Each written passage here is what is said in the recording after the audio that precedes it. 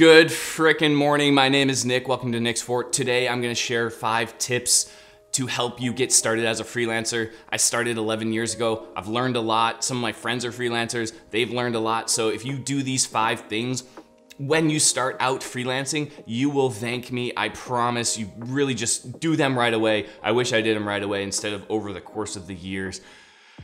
If you're new here, please subscribe below. I put out videos like this every week, and let's get into it.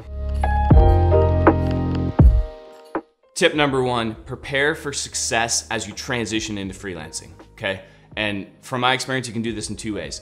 The first way is you can be super scrappy, so you can live dirt cheap. This is how I did it.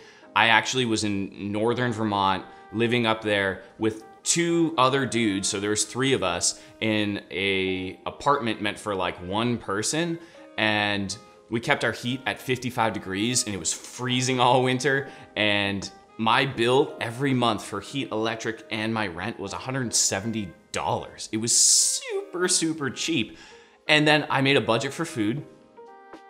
I think I spent $32 a week on rice and beans and vegetables, and I was able to eat, but I just restricted myself. So I'm spending, not that much money every month. I'm not good at math. Clearly, you saw me, I'm like, but I was spending a very small amount of money, and during that window of time, I saved up a ton of money. I bought a Canon 7D, saved up enough money to go on a trip. I went down to Costa Rica for a month after, 5-6 months, and then after that, I had some content, I had some experience shooting with that camera, and within 2 months, I had a freelance contract with a client, and I was working, and I was like, this is sick. So I was super scrappy in the beginning, living dirt cheap because I wasn't making any money until I got to that point where I could start making money. And then as you go, I would recommend keeping your cost of living lower as you go, just because then you have more money to buy camera gear, which is sick.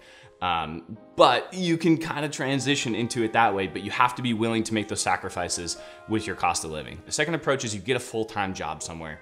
My friend Chris Roller just started freelancing, and this is what he did. He graduated, he got a full-time job doing photo video, and he got some more experience, and he got, he built his reel. But as he's working full-time, he was also freelancing every single weekend, shooting weddings, shooting little projects for brands. He would take time off to go film stuff for other freelance projects while he had the full-time job, saving money on the full-time job, building client roster on the side, and then at some point there's like a tipping point, and he goes, okay, I've saved this much money, I have this clientele, I'm gonna go freelance now. And he was able to kind of maintain his income basically throughout. So he didn't have to do the scrappy approach because he took more time to transition into it, which is a great way to do it. So I think those are 2 great ways. If you guys have another way, drop it below.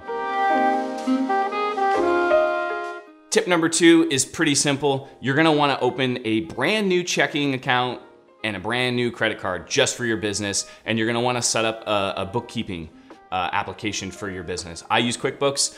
They have a freelancer package. It's like 10 bucks a month. It's a sick deal, and I promise you, it's gonna be so worth it to do that right away. Very first thing, credit card, bank account, QuickBooks. Go do it, go research it. Headaches will be gone and relieved big frickin' time. Tip number 3, you need to get business insurance. A lot of your clients are gonna want you to have business insurance, general liability insurance. So Google a local agent wherever you live, call them up and say, hey, I'm starting a photography business. I'm starting a videography business. Hello, I'm starting a photography business. Call them up, tell them what you're doing, say you need some general liability insurance. Most places are gonna want 1 million, 2 million in the aggregate, which will make little sense to you if you don't know what I'm talking about, but just research it. It's what you need. And you can also insure your equipment. I've been paying maybe $500 to $700 a year for my business insurance, and that includes insuring all my equipment, and I have a freaking lot of equipment now. But business liability, some clients won't even work with you if you don't have it, so go get it right away. Tip number 4 is to make a contract. Every single project that you do, you should have a contract, okay? You want to Google templates, contract templates. So Google contract templates for photography or videography, and take that. What I did is I found a reputable template boilerplate contract for photo licensing, and I took that and I read the entire thing. I restructured some stuff, and then I paid a lawyer to kind of review it and make little tweaks and stuff, and then that was it.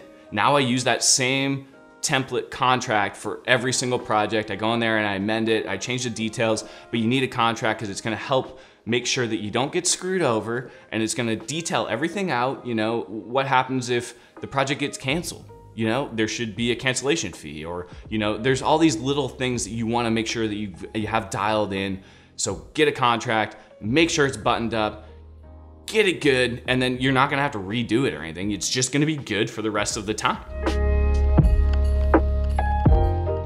Tip number 5. It's like 5 is like a ghost. Oh.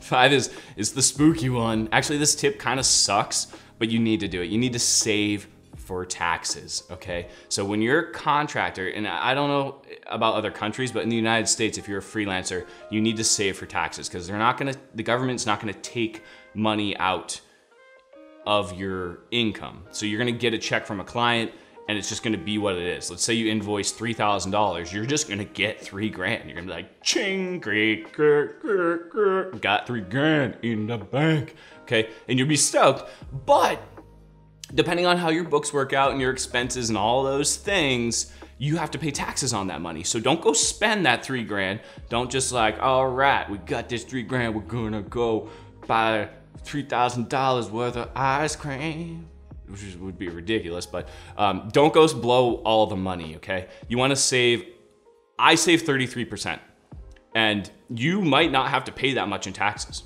and that's great. But if you save 33% of every single dollar that you make for taxes, when it comes tax time, if you don't spend all that on taxes, you've got extra money, which is sick. So there you go, that's an awesome tip. Before you guys take off, I really want you guys to drop some comments below. Was this helpful? Do you want more freelancing tips? Is this something that is useful to you guys? Also, do you have freelancing tips? Drop them below. I only know what I know and my network knows, and we talk about it, but I'm curious to see what information you guys have about freelancing that maybe I don't know, so drop that below. And if you have any questions, boom, comment below. And if you dig this video, give that thumbs up a clickety-clackety. If you aren't yet subscribed, please do so below. And I look forward to seeing all you guys in the next video. Peace.